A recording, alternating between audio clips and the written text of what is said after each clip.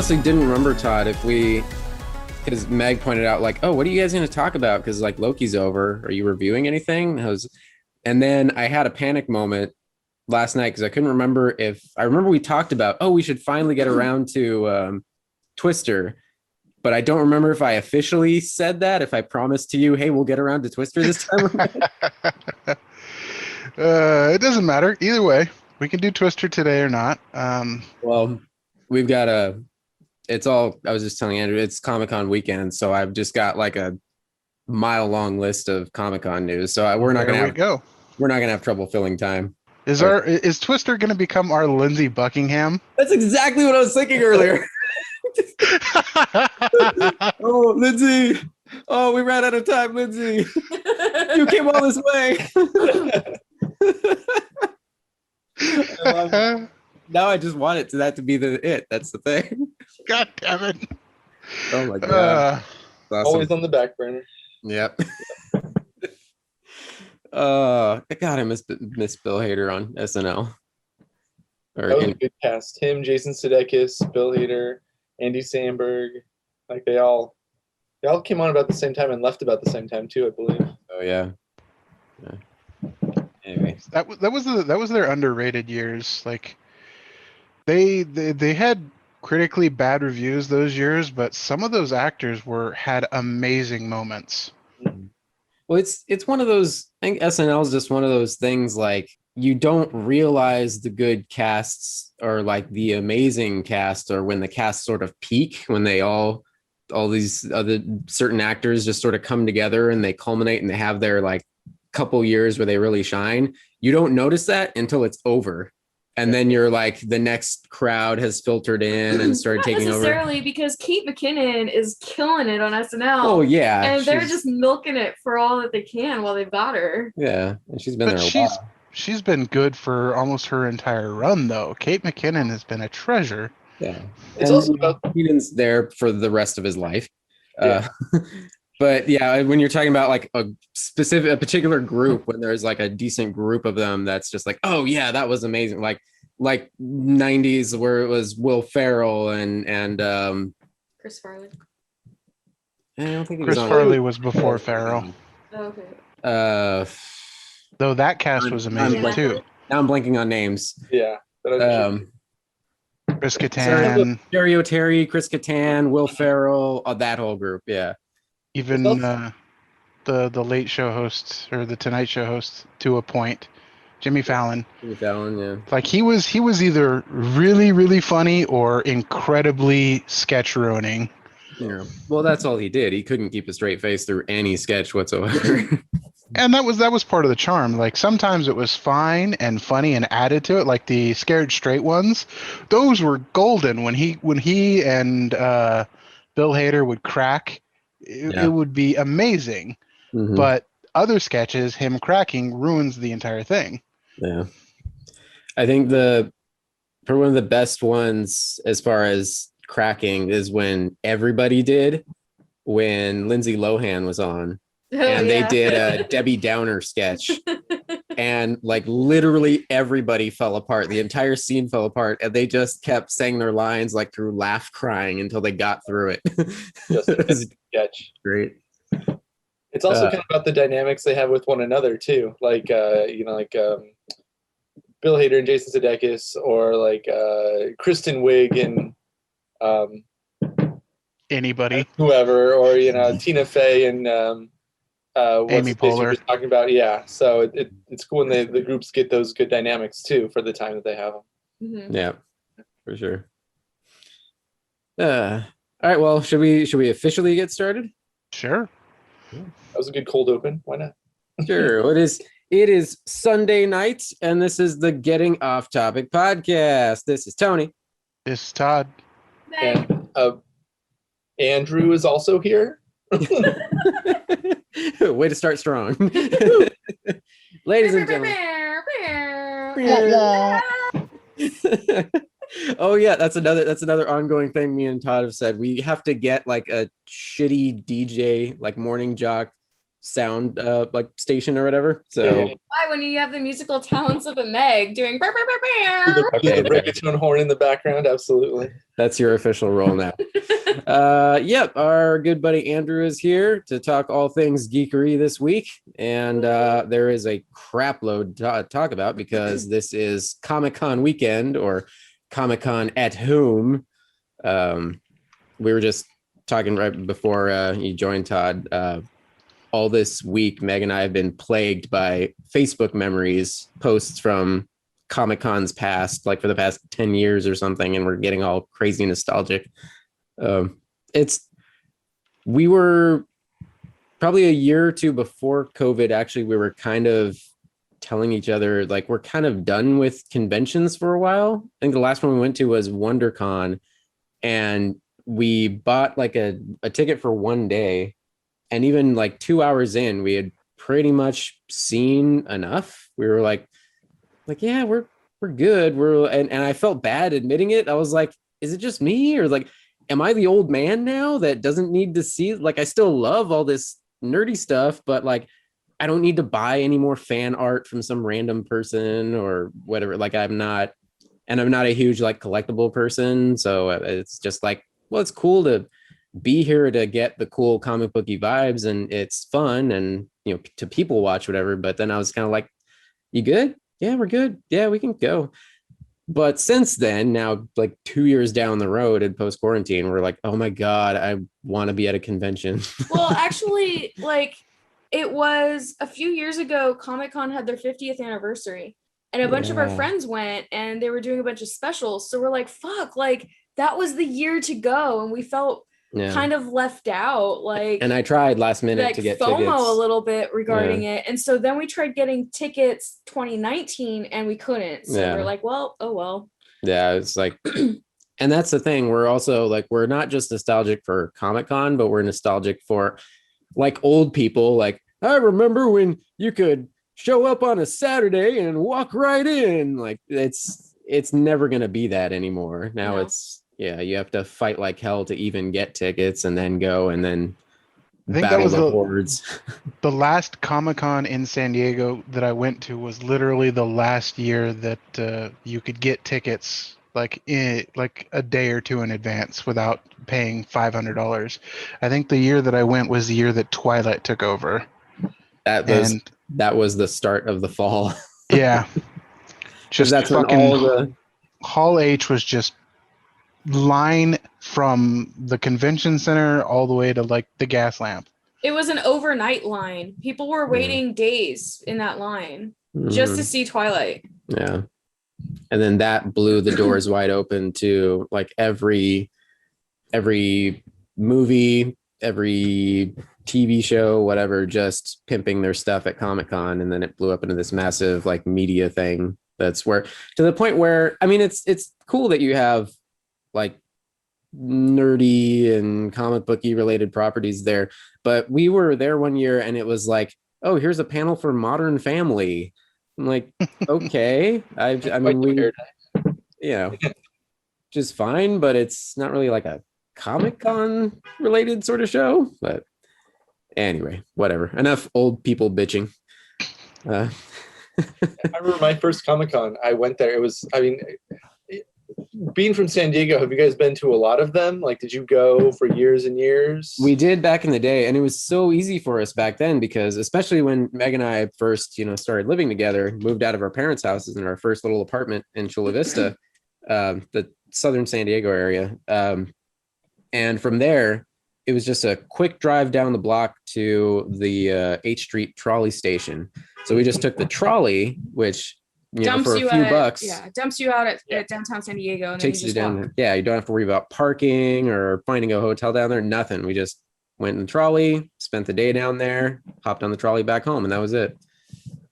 My first Comic-Con, I think, was in like 2002 or 2003. Justin actually took me. Oh wow. He had gotten me like a Star Wars shirt to wear and everything, and then I went the following year with some other friends of mine, and it was kind of like we were all at somebody's house, and it dawned on us that it was Comic-Con weekend, and we're like, oh shit, you guys just want to go? So we all hopped in the car, we drove down there, we bought tickets, and we walked in on halfway through the day on a Saturday. And it was just like perfectly cool and fine and chill, and it was great. My first one was in 2006, and I'll always remember this. It's like on a Thursday, like the preview day, I walked up. I'd like a 4-day pass, please. Here's $70. Here you go. Cool, bye. And that was that. There wasn't an online queue. There wasn't any sort of a raffle. It's just like, I want a ticket. We have tickets. Here you go. Exactly. See you tomorrow. Have a great day, sir. Yes. Transaction completed. Oh my God. Oh, the good old days. Oh, my heart. And like most of the floor were comic book shops, and it was just a bunch of people just selling stuff from their comic book stores. There was a few big companies that would come in and do like a really cool looking booth, but nothing was really going on at the booth. There wasn't 50 stations that were nothing but Funko Pops. Exactly. Yeah. It was more of just like a preview of what's to come in the summer or the fall lineup. It was just all flash and like, oh cool, like this looks bitchin', but like there's nothing to do there. There's nothing to buy there. And there was more of the old timers, who had been like at Comic-Con every year since it started in the 60s, probably just like some of those old timers around the back corner that had their personal collections that they were selling, and just tons of old like golden age comics and stuff. Mm-hmm. Good time. But anywho, now it's impossible to get into. It's impossible to do anything there.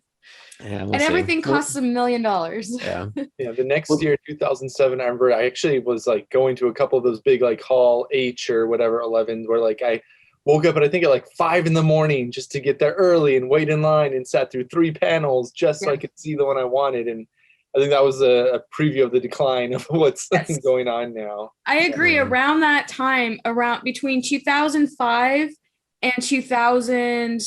Maybe 8 or 9 is that whole chunk of time is when it just got so insane. It's like a nuke went off.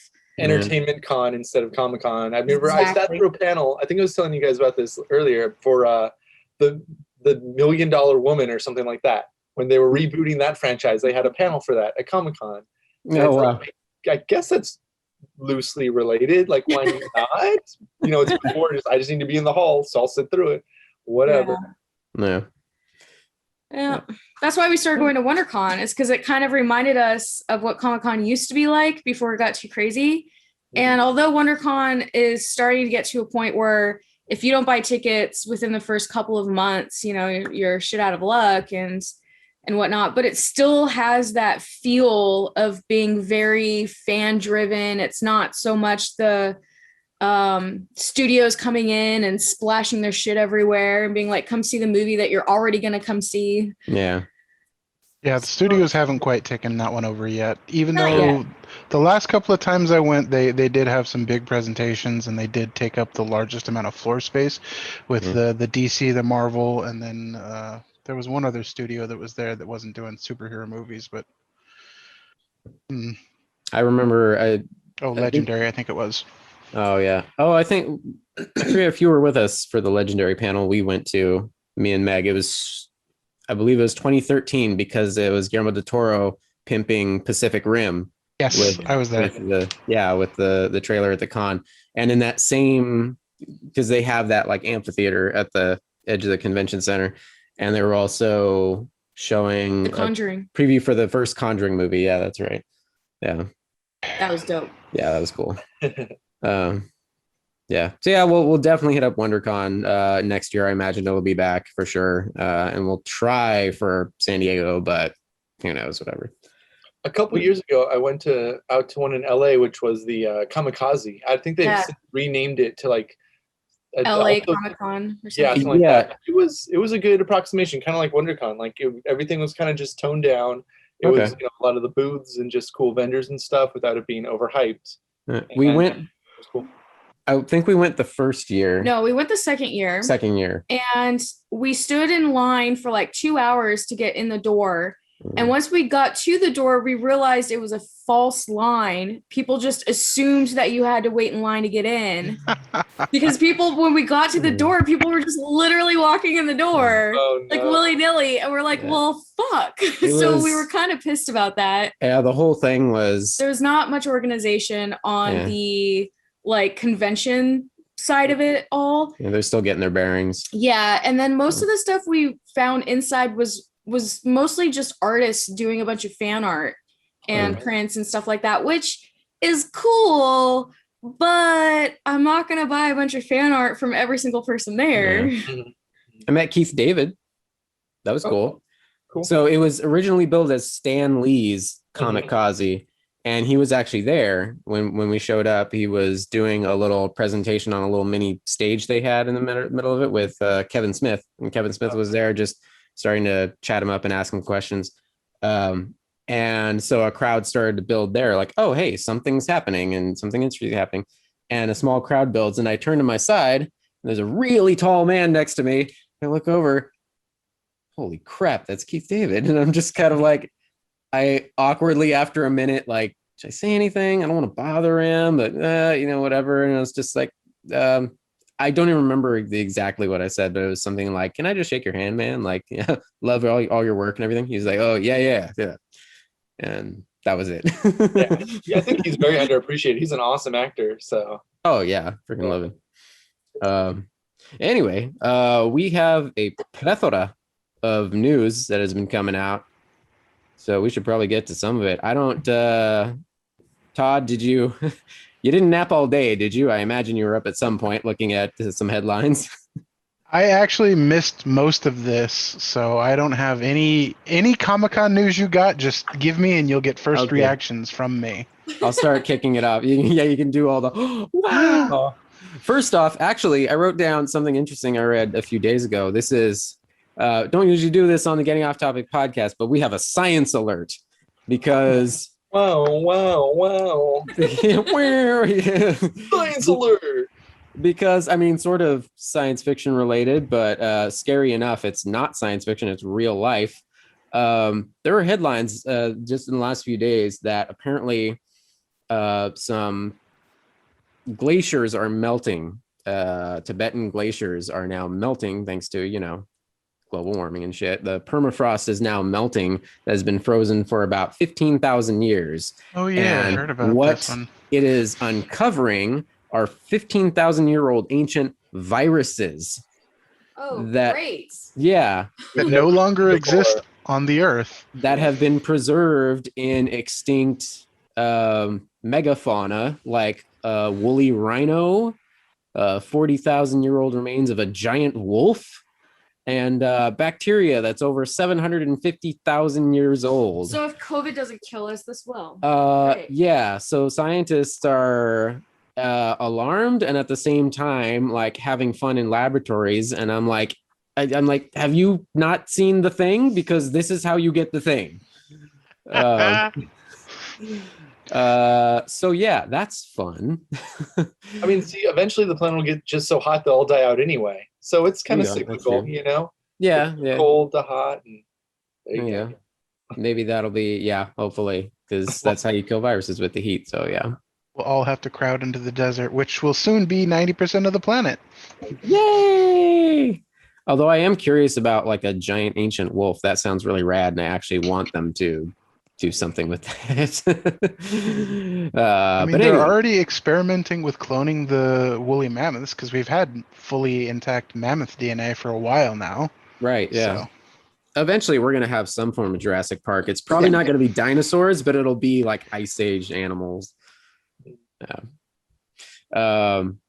Speaking of wildly crazy over-the-top things, did you guys catch the new trailer for Dune? I did. I mean, it gives me some misgivings. As a big fan of the book, I'm not sure how to take that new preview.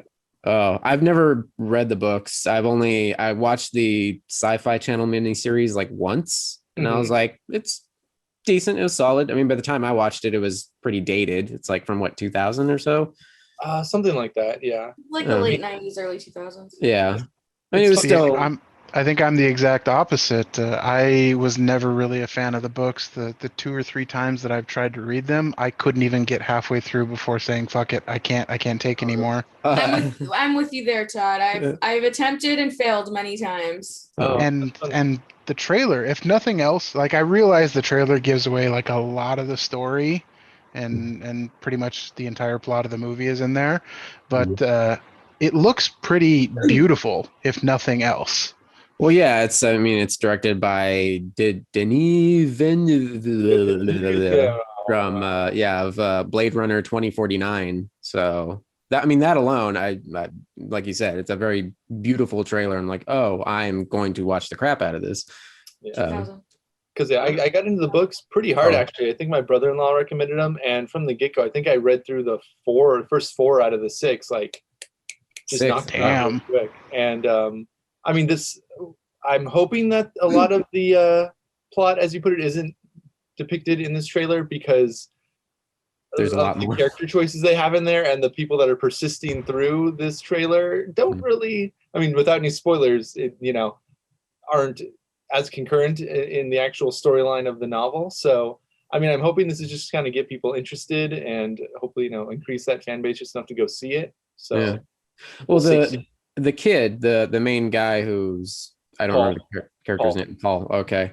He I get he's kind of like from the bare bones basics of what I remember from the TV series. He's kind of like a chosen one sort of figure. I mean, do you want spoilers? Should I do I mean, spoiler alert? I remember, yeah, I remember that much at least. I mean, he's clearly the central like focal point of the story. He is what's known as the Kwisatz Haderach. So if you want any Dune nerds out there, Kwisatz Haderach, yes, the chosen one of the Bene Gesserit. Yeah, but this guy, what's his name? Timothy Chalamet. Chalamet. He Yeah. looks like if I blew on him, or if a strong gust of wind came by, he would just he would. But I like him. He's a really good actor. Yeah. He did really good in The King. If you guys saw that on Netflix, like I was rather impressed with him in that. It's I don't forget one of the British kings when he goes and actually overtakes France and does a whole thing. Like he was actually like pretty decent in that. So that was good. I thought he could actually pull off Paul in this just based on that performance. I was like, okay, I'll give it a shot. I'll see what he does. Well, judging from the fact that you said there's 6 books, if they are trying to condense that into a 2.5-hour movie at best, from what they've shown in the preview, this is probably at least only the first book. I'm wondering even if maybe the whole of Dune might not be in this one movie, if they're going to cut it up or something, because the other books, like it gets drawn out pretty far. And like if they were putting in the other books, like it'd be easy to tell that like the next book, Paul is like super old, and like I won't go into too many of the details of the other books, but technically there's even more than 6. The original writer's son, I don't know if he just like got his notes or just started writing on his own, did a whole bunch of other offshoots too. But yeah, the original author wrote, I believe it's 6. And this first one, again, it looks interesting. Like I'm willing to give it a shot. Again, I'm hoping that the preview really only depicts about maybe the first act of the movie based on, what takes place in the novel and what they've shown. So we'll see. Okay. Yeah. It's always tough with those huge like book properties where they're trying to pack them into a movie, or maybe they make the first movie and hope that they get greenlit to finish the rest of it. Exactly. Did anyone watch the old movie done by I think it was David Lynch back in the 80s of Dune? Is anyone else?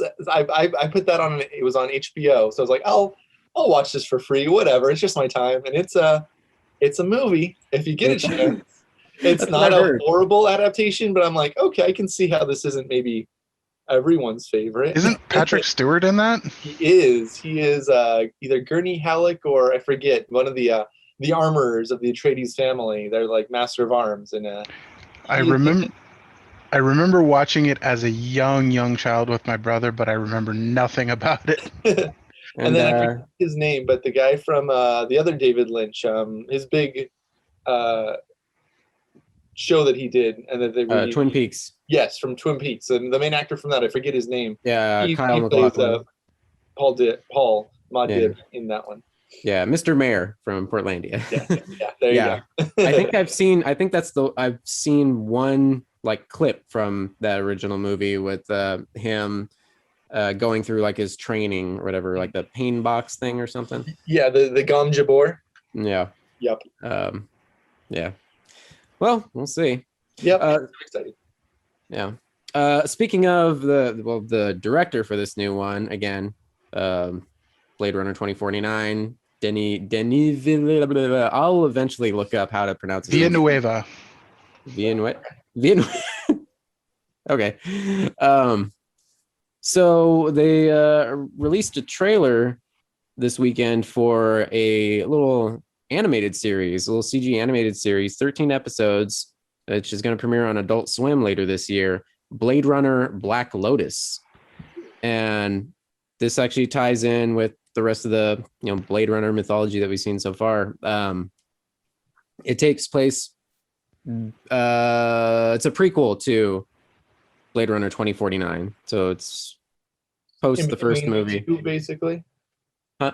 Does that put it in between the two films, basically? Yeah. So this series takes place in Los Angeles 2032. Now here's the crazy thing. Maybe I'm the last one to know about this. I guess it's completely blew right past me. So the article that I read said, oh, this takes place about 10 years after the other short films that we saw, Blade Runner Blackout. I was like, what the hell is this? And I looked it up, and apparently right around the same time or right before Blade Runner 2049 came out, they released a 3 little online short films, 2 of them live action, take place. One of them was Dave Bautista, right? Yeah, one of them was Dave Bautista's character, a little prequel story for him. It's only like 6 minutes long or something. There was one with Jared Leto's character. I forget his name in the movie, but he's A creepy synth maker. Yeah, creepy synth maker. Yes. It's a scene with like him and Benedict Wong, who plays Wong in the MCU, and they're like testing new synths, basically new replicants, and like how obedient they are, and et cetera, et cetera. But the one that really piqued my interest, and I started to watch it, but I ran out of time. It's a animated one that they did. The third one was Blade Runner Blackout 2022. You remember in the second movie, they kept referring to like a giant blackout that happened and destroyed all their records and all that stuff. If you remember Blade Runner 2049. So I watched it once, but that was okay. Yeah. So this was that backstory, and it's a little animated, like 15-minute short film, which was produced by the creator of Cowboy Bebop, Shinichiro Watanabe. And the little bits that I saw, I was like, oh my God, this is straight up Cowboy Bebop. This is beautiful, but set in the Blade Runner universe. Oh, wow. So yeah, if you haven't seen that one, I highly recommend. You can find it on YouTube, easy. Blade Runner Blackout 2022. It sounds like the Animatrix. Was it? I'm getting that vibe from it for some reason. Yeah, similar to that. Yeah. And so this new short series, Blade Runner Black Lotus, will be premiering later this year on Adult Swim and then streaming on Crunchyroll.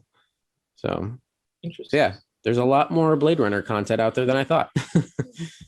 Yeah, that was pretty rad.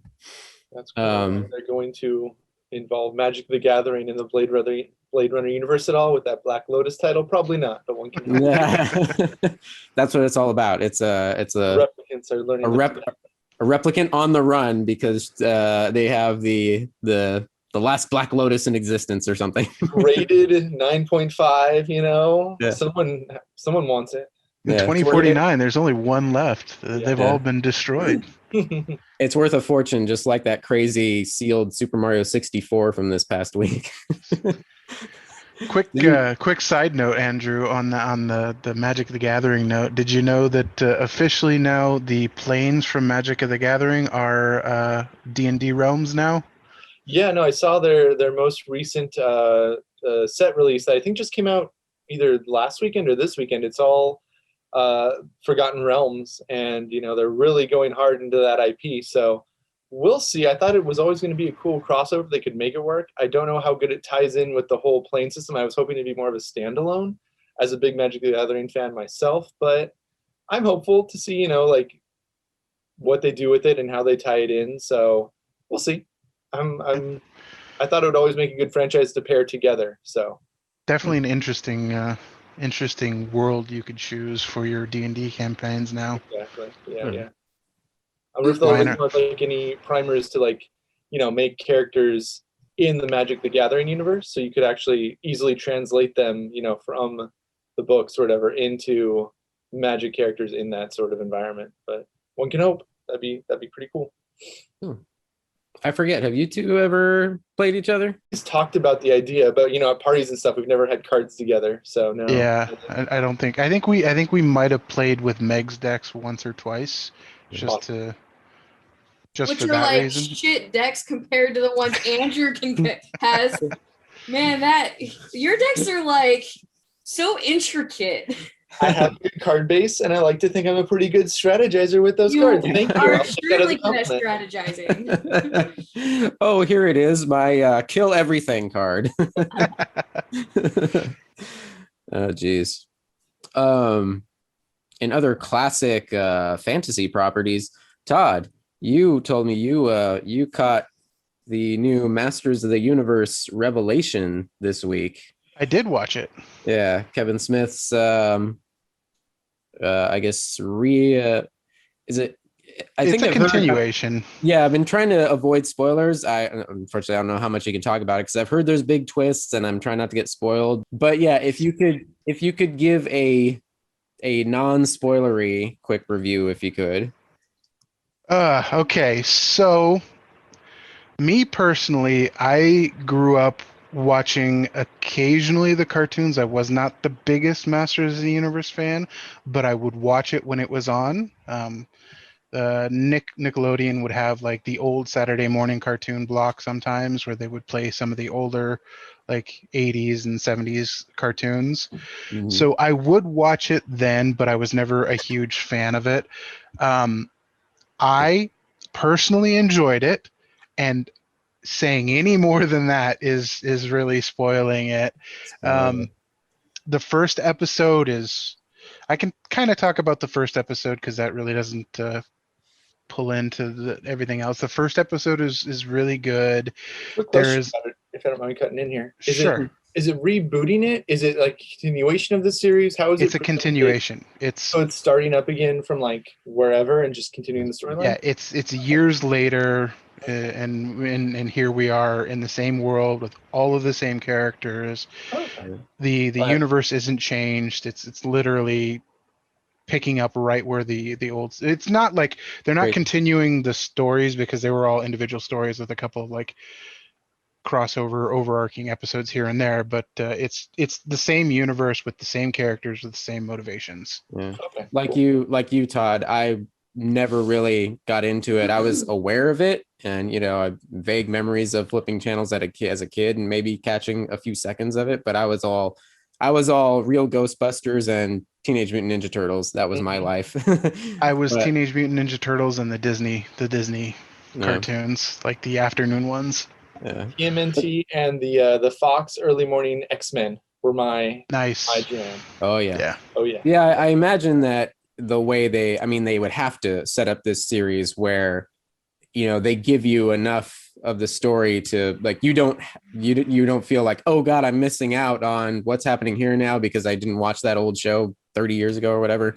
But if you are an old fan from back in the day, then you'll go, oh my god, that thing and that thing, like you'll get the reference. So I didn't recognize everything in there, but like every toy ever made makes a cameo in like the first episode.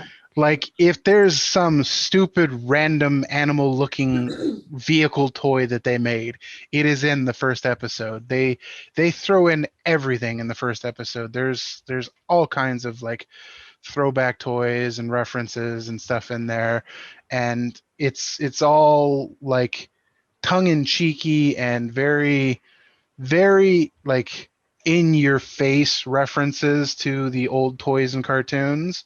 And who better to Only helm to that? Who better to helm that than Kevin Smith? Absolutely. exactly, but only to like flip it on the ending of the first episode and then go into the real story. But I can't talk anymore about that.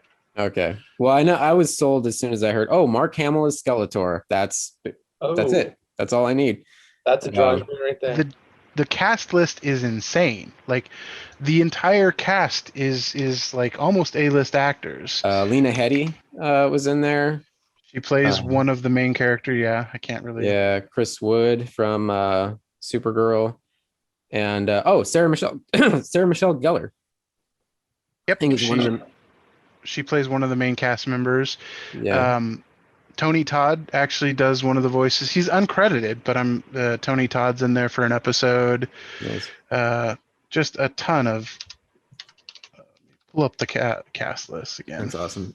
So season. Oh yeah. So you were telling me. The only bummer part is that they've only released 5 episodes, but I guess they're going to release a back half. So part 1, season 1, or they're calling it part 1 officially, is 10 episodes total. They've put out the first 5. The next 5 should be probably sometime later this year, and there's no official season 2 renewal yet. But seeing as they're calling it part 1, I imagine they've already at least have a part 2 planned. The Kevin Smith just said they finished work on part 2, which is the second half of the season. So basically just clean up and whatever for that. So that should come by the end of the year, hopefully, provided the internet backlash doesn't sink it. But I think at least that'll come out. Is there a lot of backlash? Like, how have fans or even newcomers responded to it? Has there been much word on it? So I'll just say this. The critical reception of this right now is sitting in the 95 plus section. Okay. The fan reaction is sitting in the low 20s. Ooh, wow. Yeah. So that involves a couple of twists that I can't talk about without spoiling it. So, okay. Yeah, we're just gonna have to watch it. All right. Okay. Let me just keep an open mind, and as long as you're not super tied to the old series, you'll be fine. And they reference it, they pay tribute to it. I think it's perfectly fine. Cool. Well, like I said, I never even watched the original series, so I'm sure I'll enjoy it. Speaking of big high fantasy stuff, the one that I'm really getting excited for is Amazon's Wheel of Time series.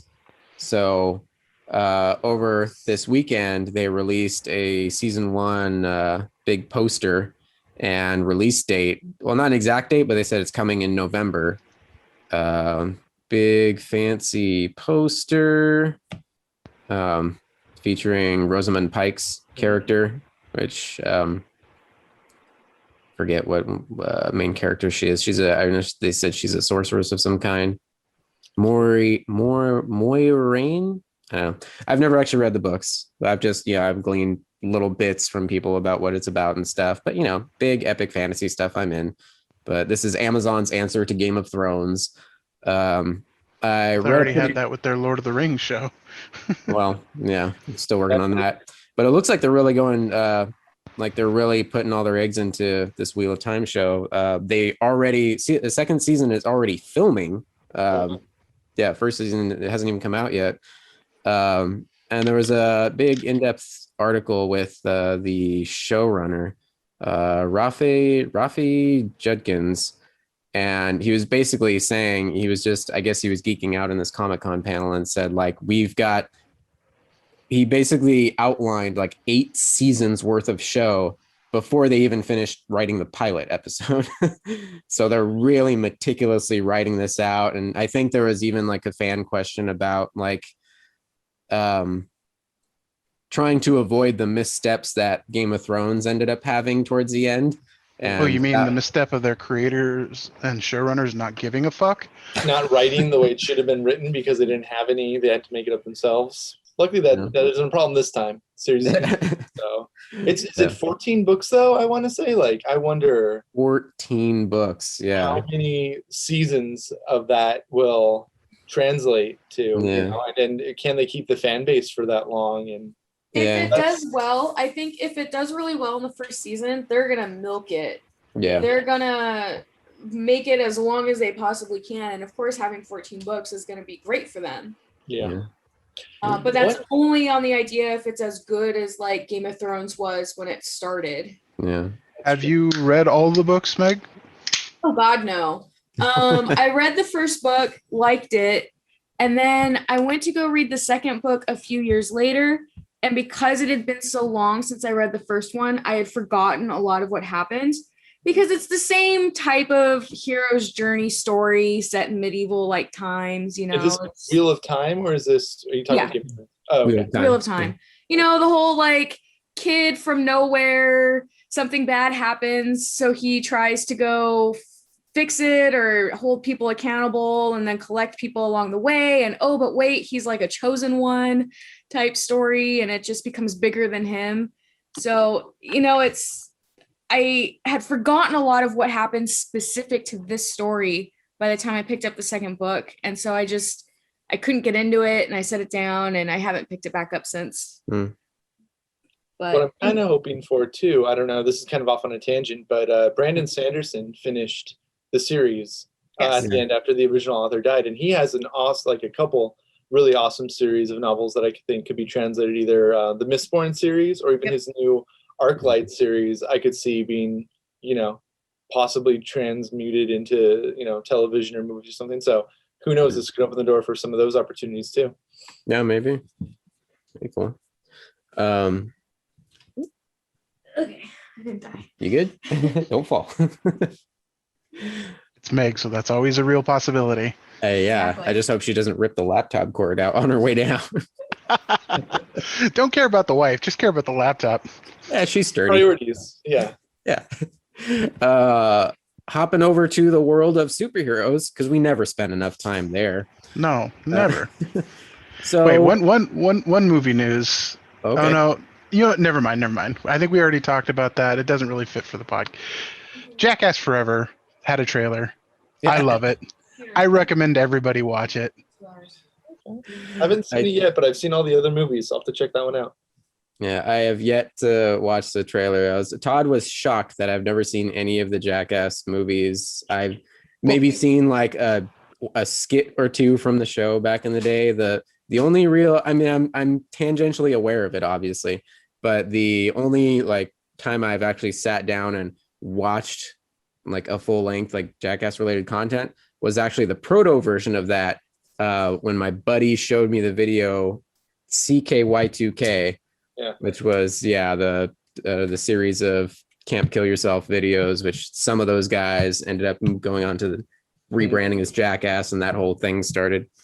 I just never met anybody from our generation who had never seen any of the Jackass stuff. It was a pretty popular. It was kind of a phenomenon for a time. You know, I had a lot of friends running around trying to redo those same things, like taking cards from them into bushes and shit like that. Yeah. My brother and cousin did a lot of that Jackass shit too. Yeah. They all wanted to be the next stars of Jackass. Yeah. There's probably a loss. Oh, go ahead. No, I was just saying, when you think of it, it's like one of those kind of things that anyone can do, as long as you're willing to, you know, put up with some injuries and kind of make a fool of yourself. Like, no offense to the people in Jackass, but like, there's nothing super special about it, even besides them willing to shoot themselves out of a cannon or get hit by a car or, you know, have their dick whacked by all means of things. Exactly. And, you know, if you're willing to do that too, who knows? Why couldn't someone else try to cash in on that? So, I mean, that's the TikTok stars of this generation now. Absolutely. So. Yeah, pretty much. Yeah. Okay. In the world of superheroes, so we've been hearing whispers, rumors, reports for the last few months or some few months ago that, well, it's been debated, is Henry Cavill officially going to return as Superman or not? And then there was like rumors, reports of DC like rebooting with a black Superman. Michael B. Jordan, I believe, was rumored too, wasn't it? Yeah. So now apparently it's shifting over. I don't know if this is more unofficial reports or if it's solidified, but Michael B. Jordan apparently is tied to an HBO Max series, limited series, and it's not actually It's not Kal-El. Yeah, it's not rebooting Kal-El's story. It's not reimagining that. It's actually an official comics character. Well, since I think the first comic appeared in 2014, Val Zod, who is another Kryptonian from Earth 2, if I remember right, who ends up taking Clark's or Kal-El's place when he's killed in one of those big crossover events, I think. Oh. So he takes up the mantle of Superman when our original OG Superman bites it. Blah, blah, blah, Invasion of Earth 2 by Darkseid and his army of parademons. Yeah, okay. Again, not sure if it's kind of unclear. It seems like it's in the news cycle, but I don't know. So that film could absolutely get made, and Cavill still could be on the back burner. And seeing how DC has been forever nipping at the heels of Marvel in the MCU, and even up to this point, they're kicking off Flashpoint to kick off their own multiversal stories. It makes sense for something like this, or Cavill can return. We can have multiple Supermans, so could be interesting.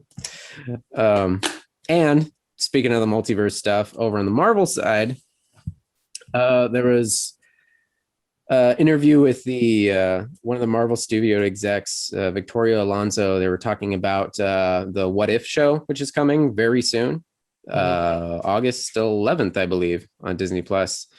They said a second season is already in development, and she's basically promising like this is just the start of animation in the MCU. So I mean, I know there's been other animated Marvel movies or TV shows from here on, but it sounds like the way they're talking, it's like, oh, there's going to be more official, like in the story canon, more animated shows to come. Changes everything.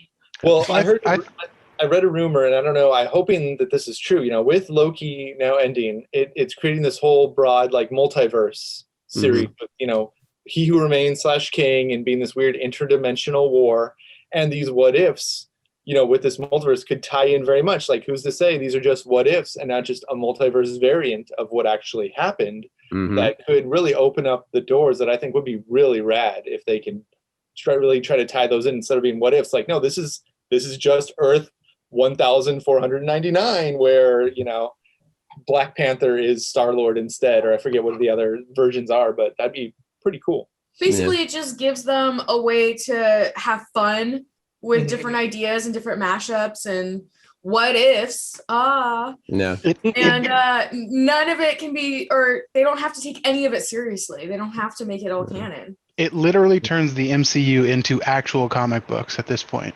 Yeah, so they can just tell whatever story they want. There is even on the heels of this news, and this is going straight into the rumor mill, but there were reports supposedly that Doctor Strange 2 and Multiverse of Madness might feature some of those variants, including specifically the return of Haley Atwell as not Agent Carter, but Captain Carter, her super beefed up version of herself. So I wonder, did anyone ever confirm if she was in fact on that first episode of Loki or not, or that was just a fan speculation? I'm sure that was just fan speculation. Yeah, I think so. I never really heard anything beyond that, but as it might have been just giving like a little fan servicey Easter egg. Oh, let's put somebody who looks like her in the background just to see the fan's head explode or something. In other rumor mill stuff, we can get a few of these out of the way. So we've been reporting forever, like everybody's been trying to figure out if, or just hoping and praying, they're hoping to manifest it into existence that Charlie Cox will return as Matt Murdock / Daredevil in Spider-Man in No Way Home. Like me and Todd were suggesting, they should have just like, because at the end of the last movie, he gets outed as Spider-Man. He gets his secret identity revealed in wonderful fashion by J. Jonah Jameson. So there could be a him trying to lawyer up, and who does he go to, or who Exactly. Well, but right before I got on with you guys here, I just read something that, again, completely rumor mill, but I'm hoping it's true, is that with Hawkeye, Vincent D'Onofrio could be reprising his role as Kingpin, which then why not just bring back him as, because I love that interaction. Like that series was so great. Those two were so good in their respective roles, both independently and together. So I don't see why wouldn't you bring those back? They were so good. I know. And D'Onofrio has been like championing hard like online, like, please bring me back. Like, please, like telling the fans, like, rally, make it happen. Tell them you want to see it happen. He wants to be in Spider-Man so bad. I haven't seen him do that recently. Like in the last 6-8 months, I haven't seen him do that at all. And he was doing it pretty hard before. So maybe that's because it's already in the works and it's already maybe so maybe they're like, cool it, like we don't want to put him on our scent now. So a little bit on the rumors of the Matt Murdock stuff is the actor Charlie Cox. Yeah. He actually recently canceled a Comic-Con appearance, not this Comic-Con, I think it was like a Dallas Comic-Con or something like that. Yeah. And also at the same exact time that appearance was canceled, they are doing reshoots for Spider-Man. Exactly. Yeah. Yeah. And the quote from him or his agency or whatever was saying that he had to cancel his convention appearance due to last minute filming schedule changes. So, so yeah. Hopefully. Just here's the hope. Yep. Kevin Feige was in an interview. This news is about a week old, but I actually forgot to mention it last week. Talking about a number of things under the MCU umbrella, but one of the things that he was questioned on was Catherine Hahn's brilliant performance as Agatha in WandaVision. And Kevin Feige himself was just praising her like crazy. He said he loves her. He loves the part and what she did with it. And he promised that you will see her again very soon in the MCU. He said like she can't come back soon enough. He loves her. So I mean, it was Agatha all along. So and I killed Sparky too. God, I love it. So good. That wink. Then memeified. So good. Yeah. Catherine Hahn is a treasure. I'm glad they brought her in. I've enjoyed her performances for so long that it was great. When I first saw her in that first episode to her eventual reveal. So good. So good, yeah. Benedict Wong. Didn't Meg call her as the villain like the first episode? I don't remember. I think she might have caught on like pretty early on. I forget. Anyway. Benedict Wong, who plays Wong in Doctor Strange and the ongoing MCU, he had a little interview too, and he was talking a little bit about Shang-Chi. We saw the brief glimpse of him fighting the Abomination in the last Shang-Chi trailer. He couldn't really say much about that, but he was just kind of singing praises for the movie. He's like, this is going to be Marvel's Asians Assemble movie, which, yeah, because it features the first real Asian superhero lead, and I don't know how to pronounce the actor's name. Simu Liu. Liu. Okay. Liu. Yeah, and he's hoping that it'll have a similar impact that Black Panther did for Black audiences, which would be cool. But he did talk more, Benedict Wong, about Strange 2, how much fun they're having. He said they should be wrapping filming in September, but they're having a blast. Sam Raimi loves encouraging them to improvise, so they get to do a bunch of wacky takes, just like if there's a fun joke or a gag to do or something, like they're all in. So I'm excited for that. That's going to be good times. With Shang-Chi, is the main villain going to be the real Mandarin this time? I forget. Or is it the Abomination? Or we'll see, I guess. No one's sure at this point. I think we'll see. Okay. Yeah. The Mandarin is the most likely candidate, but I think we'll see. The 10 rings that they mentioned. Okay. Yeah. There was even more rumors going around there after that trailer came out, because, another interview, Michelle Yeoh, who was in an interview just talking about her character, and I forget the name of the character, but she's in charge of defending. The quote was something like how she's in charge of defending a mystical city, to which we're like, oh, so they're coming back around to Iron Fist and Kunlun.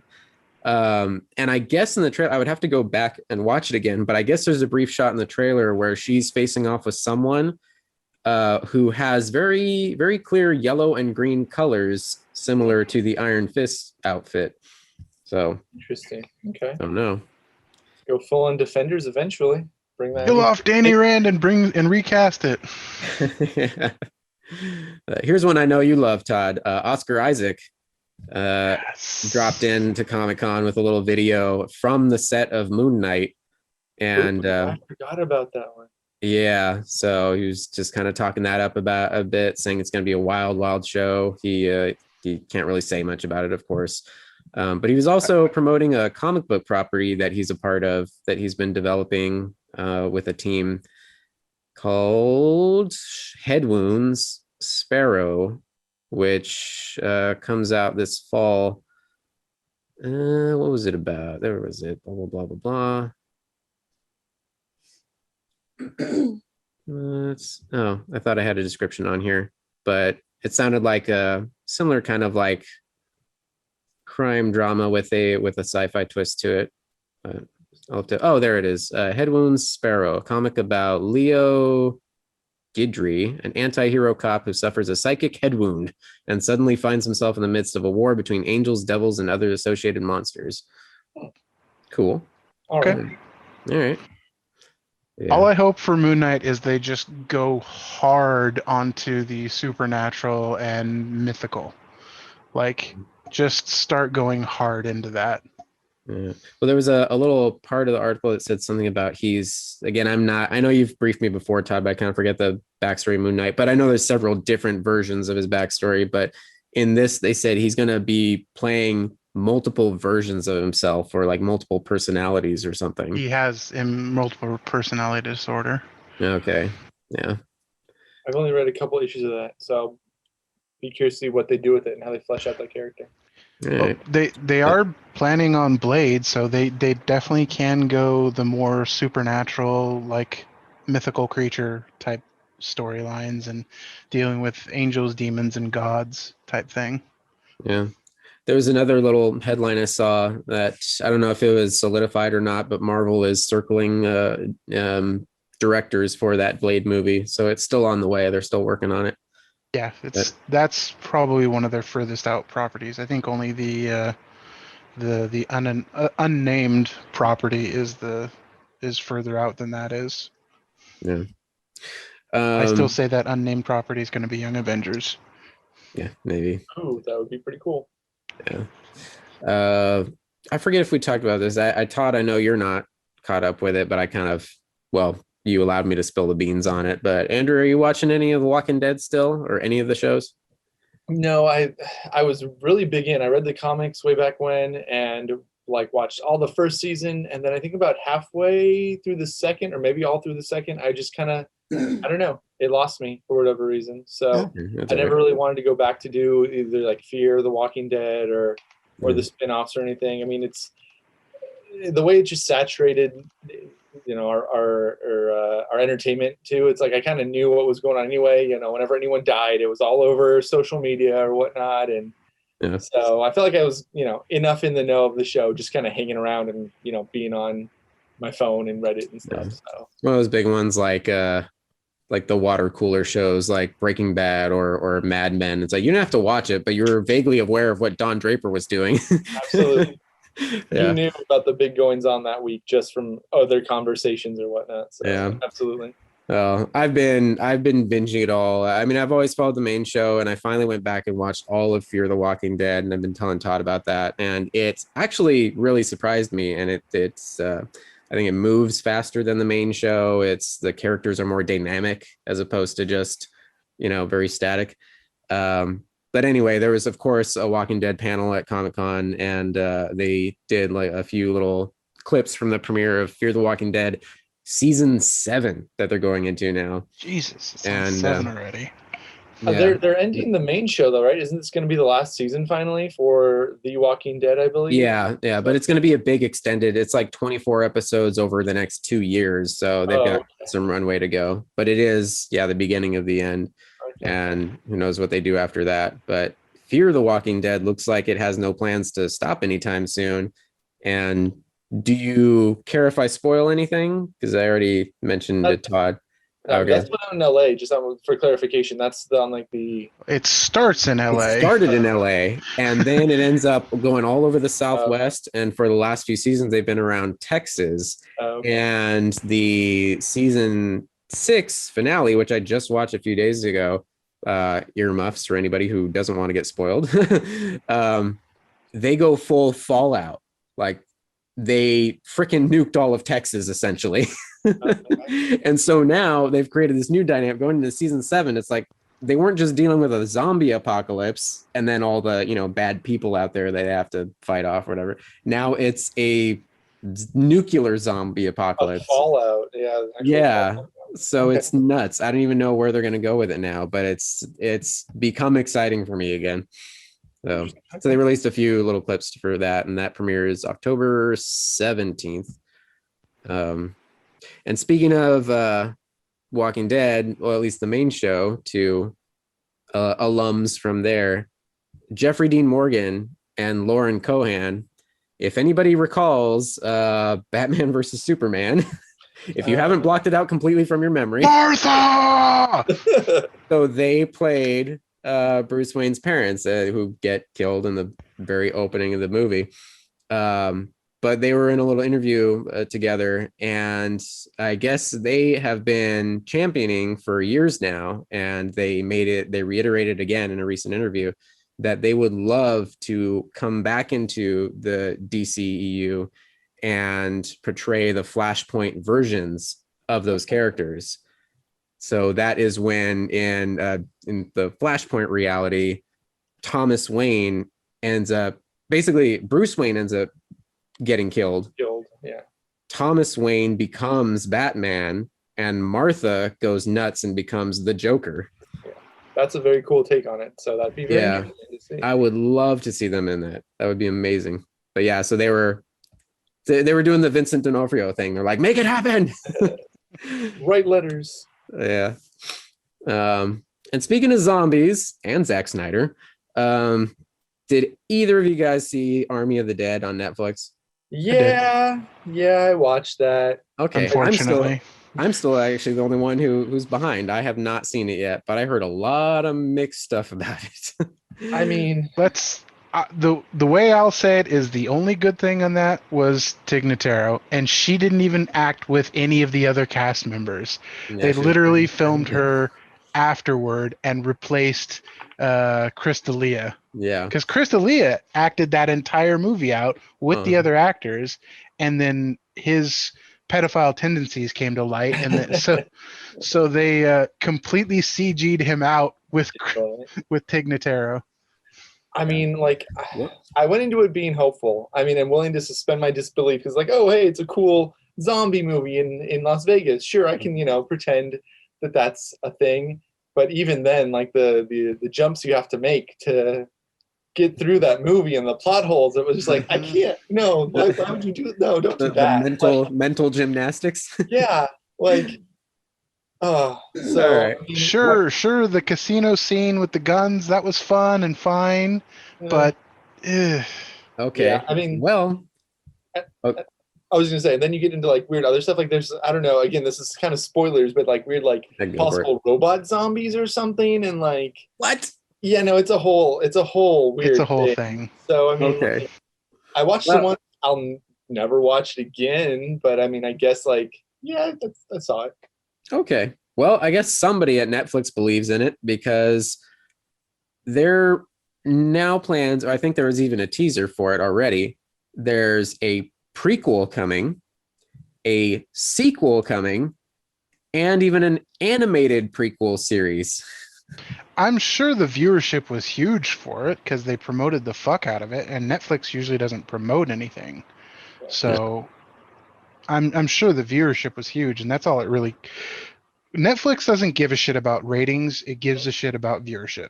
Yep. And if the viewership is high enough, you will get additional seasons or additional products, like the movie Bright. Yeah, it came out. I loved it actually. I thought it was good. It's getting it got critically panned. People hated it, but the viewership was high enough. It's getting more. It's getting an animated series. So an animated series. Yeah. Oh, That I makes remember sense them. better, honestly. Okay, I remember them talking about a sequel like almost immediately after, but then it just never Well, heard anything about there still may be a live action sequel. Mhm. That's still in the works, but Oh, coming out more. Uh, I think they released it in the Netflix Geeked Week or whatever they called it. The they are doing a animated show and it's coming pretty soon, like in the next year or so. all right, they're really going hard into animation. Oh yeah, Yeah. they invested a lot into animation. All right. Yeah. Well, and last bit about zombies, if you weren't saturated enough with them already, I just saw there was a trailer for a sci-fi channel, Day of the Dead TV series, reimagining of Romero's Day of the Dead. Just following a handful of random strangers on the day that the dead start rising. So That's the most interesting time for me for these movies is like the very first like couple of days when this happens. I don't give a shit about like weeks in when yeah, everybody's all hardened zombie killers. yeah, 10 years down the road when we're all on the farm and whatever. That initial reaction of like when this shit actually happens in it. Yeah. I mean, it looked fun. It actually looked entertaining, the trailer. So yeah, I recommend checking that out. Sci-Fi's Day of the Dead. That's going to come this October. What else? What else? What else in TV? And oh, so when the pandemic hit, all the movie studios were, pledging to put stuff out on, through on-demand services and everything. Warner Brothers was the biggest one who just said, "Oh, everything in 2021 is going to be available on HBO Max, along with theater releases once theaters were made available again." But now apparently they're also saying next year, 2022, they're going to make at least 10 exclusive movies just for HBO Max. So they're going to keep rolling into that. I wonder if that was like an exclusive deal or something with HBO. Because I mean, like, if you're HBO, that makes kind of sense to lock that in to get those viewerships too. Like get I those. believe so. Like they own the studios, so they can unilaterally do it if they want it. So Yeah. I'd imagine more of the director slash producers are on board with this for the ones they choose this time rather than last year where they just randomly told people, okay, your movie is going to get put on HBO Max regardless of what you want. Yeah. It was one of the executives at Warner Brothers was being interviewed, and he said, like, yeah, he doesn't see the industry going back to the way the world was in, previous years, where there was the standard was like at least a 90-day window for theatrical run until you started getting the digital releases, on-demand releases and stuff. So now they've, for their current movies, at least they've cut it in half to 45 days. If they aren't already being, pushed out on same day release on HBO Max plus theaters or not. But I think a few of them will still be exclusive to theaters for a short while. I think the Top Gun sequel is going to be theater only for the first 45 and then pushed out, or it'll be like that, the premium price for the on-demand rental or something. That premier access sort of thing. Yeah, there you go. Anyway, yeah. Let's see, any more TV stuff? The Continental, the John Wick prequel series. I forgot about that. Yeah, so it was kind of every time they talked about it, every time there's a headline about it, seemed like it was up in the air, like, oh, it might be like an ongoing series or it might be a short run thing. Well, now they've revealed it as a 3-night event series. So it's just going to be a short, I guess, like a little extended TV movie, I suppose. Okay. But Maybe yeah, sort of like the Fear Street thing. maybe, yeah, but it's they're it's focusing around Winston, the owner of the Continental, and I still don't know who they're gonna cast as a young him. That's a very specific look. Yeah. But it's set now around the 70s New York, which is, crime central. So it's gonna be a nice it's gonna have that gritty sort of probably like Joker-esque vibe. Maybe not as like psychologically disturbing, but the set piece, you know, like that dirty old like Gotham sort of look. And then the Continental at the heart of it. So that sounds fun. Yeah, I still don't know who you could make a young Ian McShane. That's Yeah. Anyway, and with Comic-Con comes a slew of Comic-Con collectibles for the collectible crowd. Todd, I know we've talked about this before. If we had bigger wallets, we would probably and more space in our apartments, we would probably shell out more for these. But well, I know Andrew and Shannon, you've got a impressive collection. just in this room, you can see all this stuff. I don't know. Obviously, this isn't a visual medium, but yeah, Yeah. collectibles all over.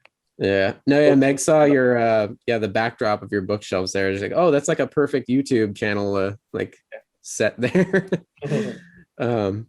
Oh, did either of you see there was the official Comic-Con at home poster, which was actually promoting The Mandalorian season 3.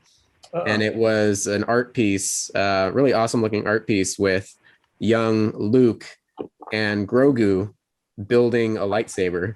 Oh, that's so he's cool. got the pieces floating around in the air. They're like sitting there playing. I'll send you a link to it in the chat. That's awesome. But yeah, it looks really fun. But as far as collectibles go, I thought it was hilarious because like any look up Comic-Con collectibles, any Google search, and you'll see front row or like the first image for all of them is from X-Men the animated series, the awesome 90s animated series.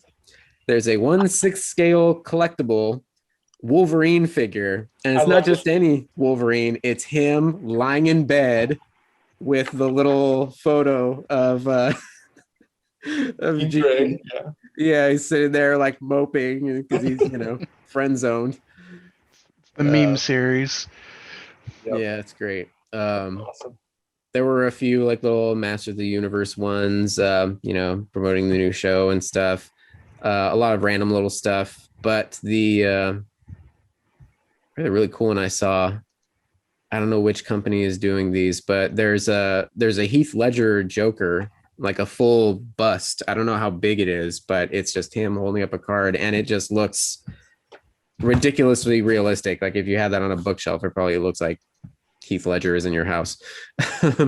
There was a few from the Zack Snyderverse movies. There was a really awesome black suit Superman, and a Darkseid, I believe, Darkseid, whatever, just like sitting on his throne. Hallmark has a good one. They have the Ecto one as a ornament. Oh yeah. Wait, I think we have one of those. We do. Yeah, They've done it. They've done it before, but this one looks really good. Okay. Ours is broken too. Ours is broken? Oh, no. Yeah, I think one of the buttons on top came off. Oh well. Yeah. Oh, and it looks like rusted, and so this is probably from the new movie. For the new movie, yeah, because it's all beat up and rusted. Yeah. Really awesome. I'm sure it's ridiculous expensive, amazing Magneto statue, like classic comic book Magneto in the purple cape and everything, a Doctor Doom, and Saruman actually from Lord of the Rings, but a very like stylized comic booky look of him. Like he's all kind of long and gangly and cartoonish like, but looks really rad. Interesting. There's an actual bad robot from Bad Robot. Yeah. The little cool red robot. Yeah. If you want to feel like JJ and put that at the end of your desk. Yeah. Or put that in the Starbucks as you're sitting there pretending to write your great screenplay on your laptop. Yeah. Oh, and Todd, I mentioned to you the other day, the Lost Clone Wars series, not the CG animated series that everybody knows now, but before that, Genndy Tartakovsky's Clone Wars is getting a series of the Star Wars Black Series figures. Yes. Yeah. So those cool ones, the little. Yeah. So they had I forget what I know. They had some ARC troopers in there. I think they were getting a General Grievous. but yeah, in that cool sort of that very specific art style of Yeni Tartovsky, which is great. Yes. Yeah. And speaking of Star Wars, actually, there was another thing in the rumor mill this week that I think we've already talked about before. I mean, we know Admiral Thrawn is coming to the whole Mandalorian universe, and that whatever spin-off shows will actually happen. But now there's reports that they've actually found their Ezra Bridger from Rebels, which so they're saying is, sorry if I'm butchering this name, Mena Massoud, who was the live action Aladdin and Disney's live action Aladdin. That was a lot of fan casts, like the moment people were talking about Ezra. Yeah. I never watched the live action Aladdin, but I heard okay things about it. Yeah, I still haven't either. I know when I started watching Rebels, especially that whole season 1, I was like, oh, he's Aladdin. Like, that is the character. He's really Aladdin becomes a Jedi. Pretty much. So we've come full circle there. Oh, geez. Over in Star Trek news, there were 2 trailers that came out. There was a Lower Decks season 2 trailer, which, did you catch that one? Good stuff. Yeah. I haven't gotten into Lower Deck yet. I want to watch it, but I don't know where it's streaming, so I'm going to have to try to find that. The Paramount Plus. Is it? Okay. Yeah, all the new Trek stuff is Paramount Plus. Yeah, I specifically got Paramount Plus for like a month just so I could binge all of like Discovery and Lower Decks and everything, and Picard. Yeah. Once all the next seasons come around, I'll have to reorder it. Yeah. It's Lower Decks is really, it's super fan servicey to all the Trek lore and everything. It's super geeky. It's very fast paced, fun comedy action. It feels very Rick and Morty-esque, but not as R-rated. It's still family friendly with just enough edge, but still, network appropriate. Yeah. Damn, did I get through all that? I got through all that news faster than I thought.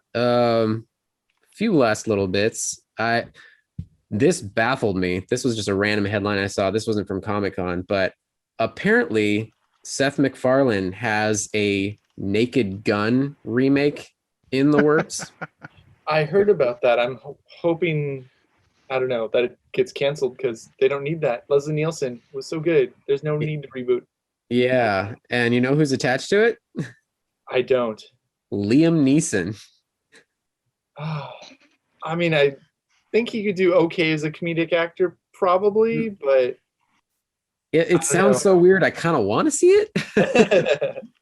I mean, Leslie Nielsen, he was famously when he was a young lad way back in the day, he was a dramatic actor, just he played a bunch of dramatic roles and kind of made his career there. But it wasn't until the Zucker brothers put him in Airplane, then suddenly everybody's like, oh my God, he's a natural comedian. And then from there it was The Naked Gun and everything else.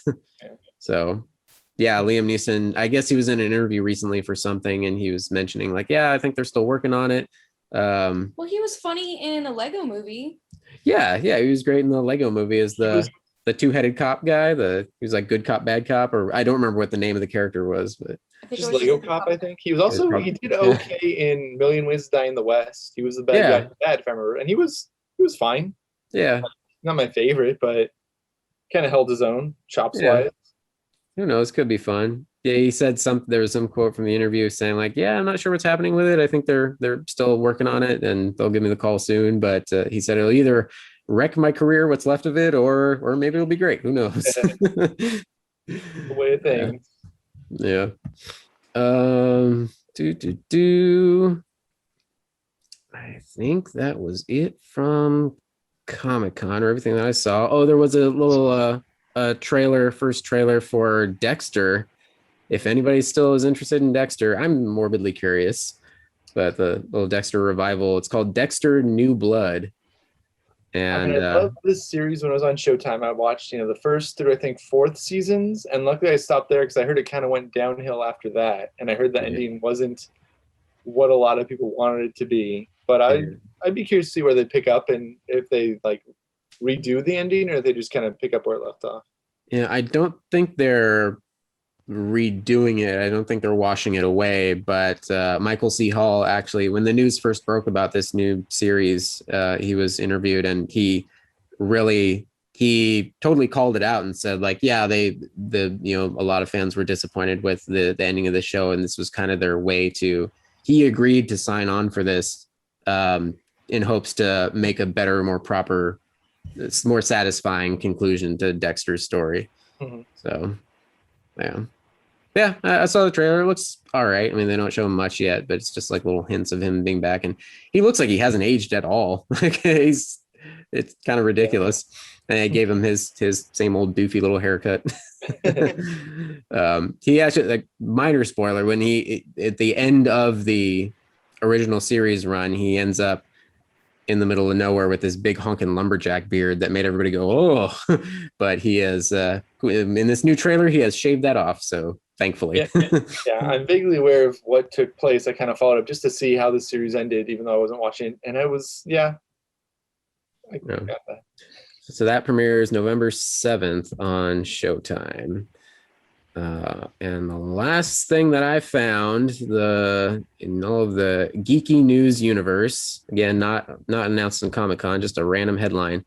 LeVar Burton, our Geordie LaForge, our beloved reader of Reading Rainbow. I guess there's been a massive fanboy campaign online to have him be one of the guest hosts on Jeopardy. Well, they want the campaign is to actually get him chosen to be the permanent host, but he already guest hosted, didn't he? I thought. Yeah, it's started this week. It starts tomorrow, Monday, July 26th. He will have his little stint on Jeopardy as a guest host, 26th through the 30th, I believe. They had 10 guest hosts so far this season. Been a bunch. Yeah, they had Anderson Cooper, Mayim Bialik, a bunch of people. Yeah, but yeah, since Trebek passed in November this past year. Yeah, that'll be fun. Yeah. Whew, and that's I think that's all I had. I don't know. Yeah. Todd, you got anything else?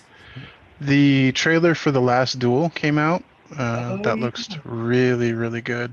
What's that one? I'm not familiar with that one. This is a medieval show or a medieval movie. It's got Matt Damon, Ben Affleck, a couple other big actors in there. Basically, Kylo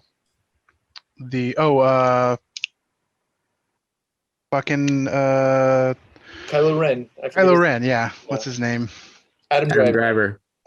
So it's a Ridley Scott movie. So it's obviously going to be bonkers and look really good for the period. But it's the Adam Driver plays the Lord of the Land, and he allegedly rapes Ben Affleck's wife. Matt Damon's wife. And they have to have a duel to the death to determine who's right, because it's the medieval times and that's how the law works. What you do back then. Yeah. God will determine who is right. God wills it. And basically it's a film about that. And it looks amazing because it's Ridley Scott doing a period piece. So what's Affleck got to be mad about? He's back with J-Lo. Exactly. Everything's right with the universe. Oh my God. I saw a hilarious meme about that. The other day it was because I guess some paparazzi photos came out with them together and kissing on the beach or something, and one of my friends shared it who went through a bad breakup in the past few years, and he said the meme said something like, the tweet said something like, I hate how much hope this is giving some of us about our exes. It's like, oh God. Another good one was Ben Affleck just staring downward at J-Lo, and J-Lo's kind of just leaning back when the Batman gets mesmerized by the tits. Oh man. Oh, this is what I forgot about this one. Back to geek stuff. Mortal Kombat Legends apparently an upcoming animated Mortal Kombat film, Oh yeah. focusing on Liu Kang, I guess. They released a little teaser for that. That As long looks as it's pretty not cool. focused on the new character. Yeah. Did you catch Mortal Kombat, Andrew? I did. The new Luckily, it was just again via like HBO, so I didn't actually spend any of my money on that. But it was Yeah. a movie, and I didn't hate it. I was able to watch it, so Kano was fun. Kano was all right. It was fun, yeah. But yeah, I was definitely glad that it was a stream and not a full movie purchase. Yeah. Oh God, did you listen to that playlist I sent you? Oh, playlist? No, I don't know. Did you send me? Todd, last night Meg and I were actually over Oh, that's and right. Andrew for game night, playing board games, and at some point in the conversation we brought up that horrendous Mortal Kombat CD. But yeah, I texted you a YouTube playlist. That's I found right. the whole thing's on there. Yeah. Listen I to didn't it have if time- you dare. I didn't have time today, but I'll be working remotely, kind of out in the field tomorrow. So if I get some time, I'm just gonna put on those headphones and just let it wash over me. That '90s, video game nostalgia of Mortal Kombat and its soundtrack. See how many tracks you get in before you're like, I got no. Can't do it. Oh man. Oh, I did have more news on here. Man, I lost a few of these things. Okay. Couple last little things. In Did the you animation mention world. the Batgirl casting? I did not hear about that. No. Let me pull it back up. Go ahead with your next one. Okay, well, while you're doing that, Netflix gave a little first look at the Comic-Con at Home event for another animated show. Brace yourselves. Samurai Rabbit, the Yes, Usagi I saw that. Chronicles. I saw that. Yeah. Yeah. So this is kind of a tie-in or spin-off to a classic comic book character who also had many crossovers with the Ninja Turtles back in the day. Miyamoto Usagi, who was like an anthropomorphic samurai rabbit, essentially. It was inspired by a real life legendary swordsman, Miyamoto Musashi. But yeah, Teenage Mutant Ninja Turtles, old school fans might be familiar with it. You might remember the action figures when they had all the animal action figures in the 90s. Oh yeah. I think I had one for him, honestly. So it's kind of cool. Yeah. So this is his descendant, who is the focus of this animated Netflix show. And I really like the style of animation. I don't know if there's a proper term for it, but it's not claymation or stop motion. It's you can tell it's computer animated, but it's stylized to look like stop motion. That's the best way I can describe it, but it looks cool. I really like that sort of technique that they use. But it looks like they described it as like a fun sort of like adventure action show with some comedy in there. There's a bunch of other anthropomorphic, martial arts characters and stuff.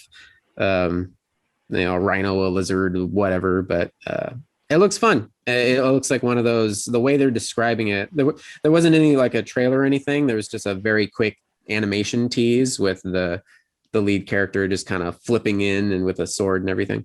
But the way they're describing it feels kind of like what we were talking about last night, Andrew, about like Pixar movies where it's more geared towards all ages. Like it's fun for the whole family. So kids can like it, adults can like it.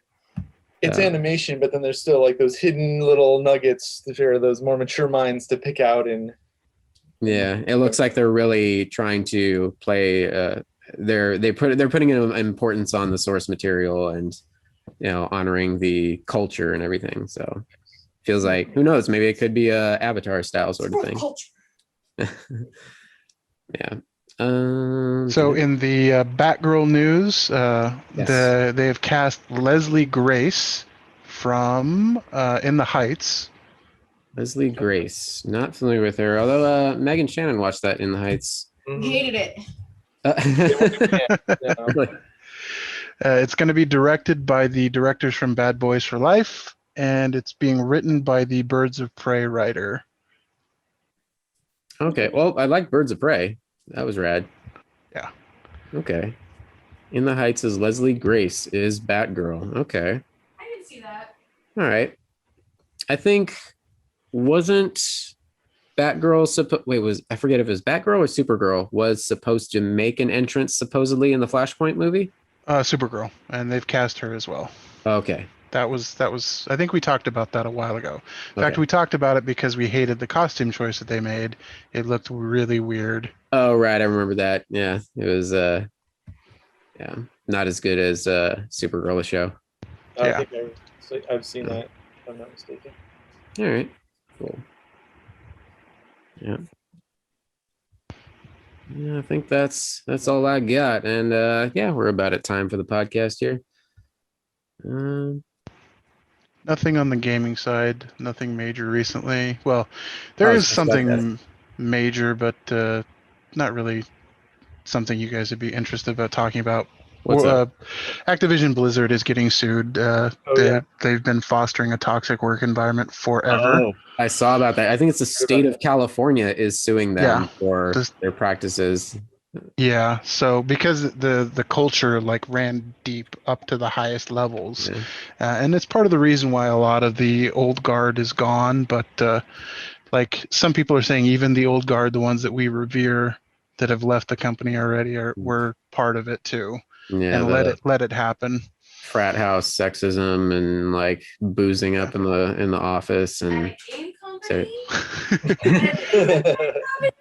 Shocker. crazy, right? So Yeah. crazy. I am genuinely surprised. Yeah, Wow. nuts. But that's it's to like the nth degree, to the point where even like casual fans of Blizzard and longtime players are now starting to finally abandon their products. Like Overwatch has had its like lowest season in its Overwatch League, the competitive sport. The players are abandoning the game. World of Warcraft is no longer the #1 MMO, and that's the first time that's happened in like 10 years. Wow, yeah. Dang. Just like people are abandoning it. Like it even comes out that the Warcraft 3 remake that they recently did, it's garbage. It's total trash. Don't bother with it. And this is coming from a person that loved Warcraft 3.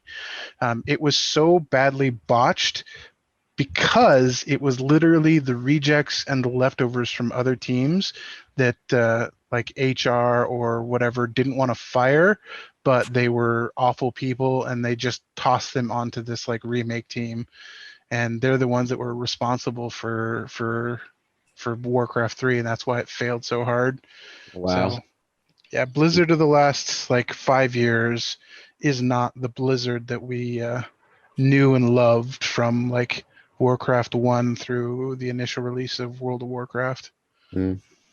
I renewed or I resubscribed a few months back to Game Informer, just because even though I have a stack of games here I haven't touched yet, I gotta know what else is coming and add to the ever-growing list. But I was just reading last night an article in one of the latest ones. It was all I think I was behind one issue. It's not the current issue, but the previous issue.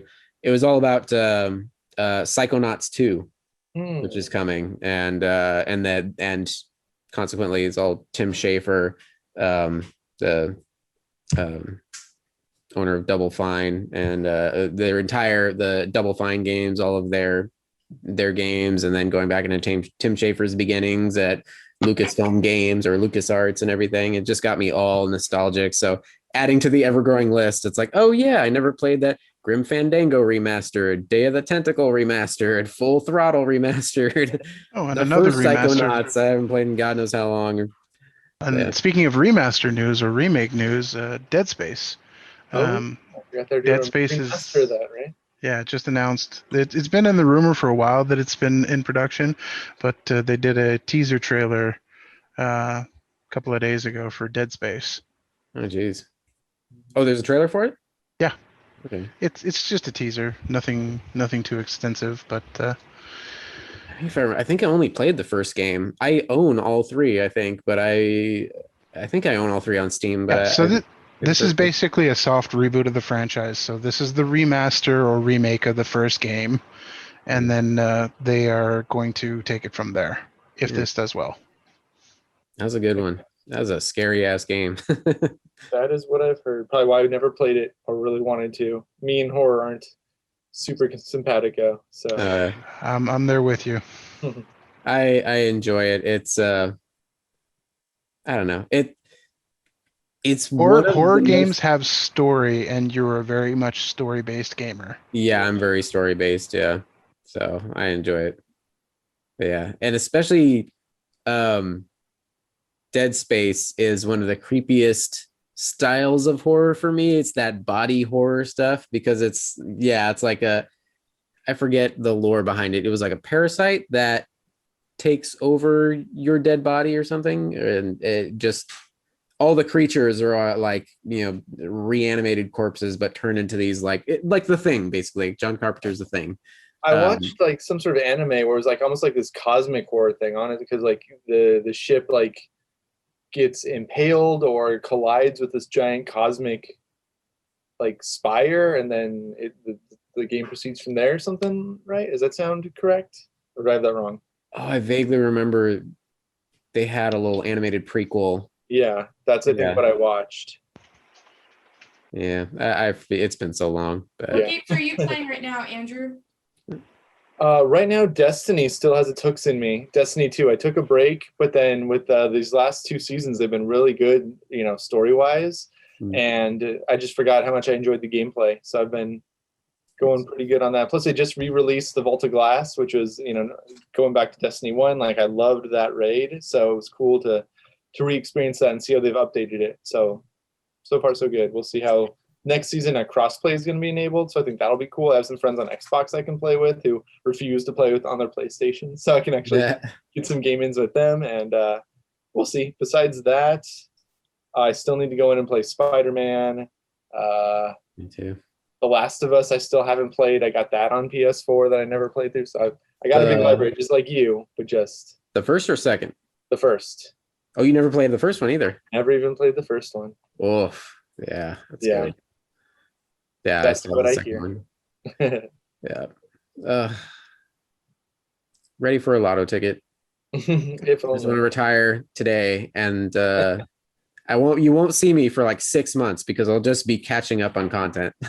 Games, movies, books, everything. All that jazz. Yeah. How about you, Todd? What are you playing?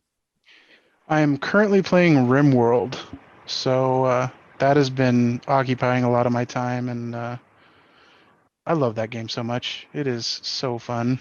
It's one of those games where it's so take Stardew Valley, but add murder and death and horrible happenings to it.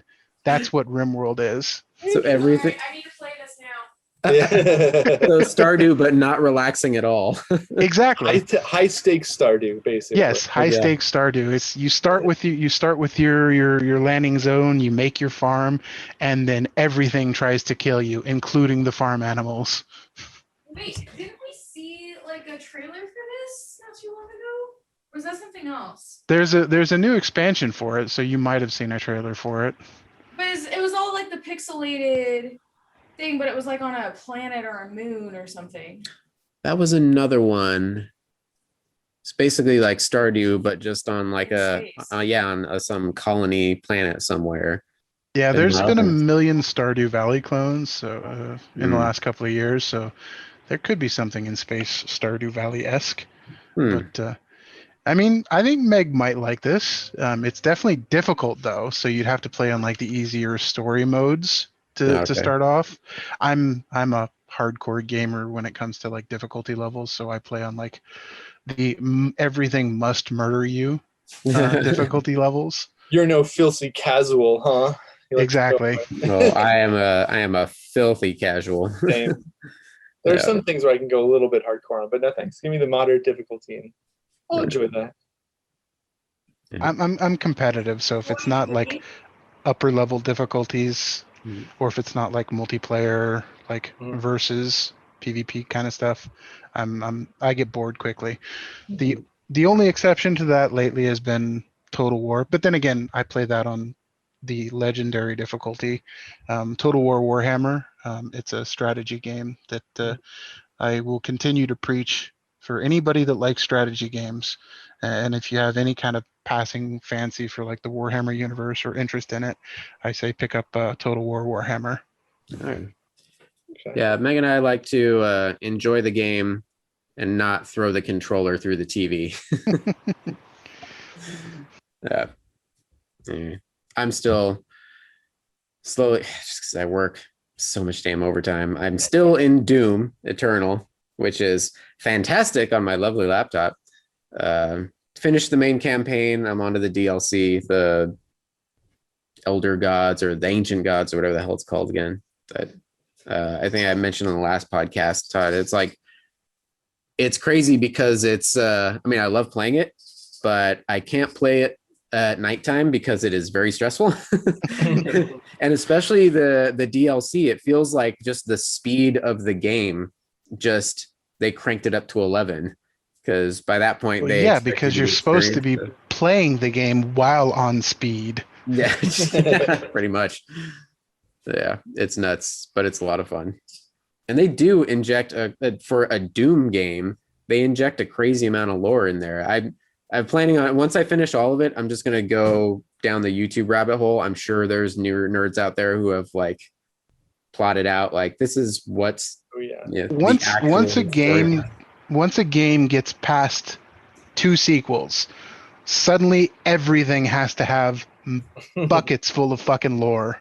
Yeah, like you cannot have a franchise of video games and not have backstories for everything. Yeah, the one for Doom Eternal is nuts too, because it's like it's not just like demons from hell, but also this other like these sort of like space god entities that are trying to harness the demons from hell or something. And so mankind is stuck in the middle of that war. Or whatever. You just run around and blow everything Murder up. everything. Yes, before it murders you. All right, we should probably cut this off. We're getting a little long in the tooth here, but yeah. So this is fun. I hope we all convene at a Comic Con of some sort in the future. Yeah, once it's safe to do so. Safe to do so, yeah. Which unfortunately recently won't be a long time again. Who knows? Yeah. Go out and get vaccinated, folks. Go get vaxxed. Political. Just go get vaccinated. Yeah, it's not political. Mm-hmm. Go do it. Just do it. Yeah. Just get it done. All right, kids. Well, thank you for joining. This is Tony. This is Todd. And this was Andrew. And Meg. Yay. Shout out, Meg. Good night, everybody.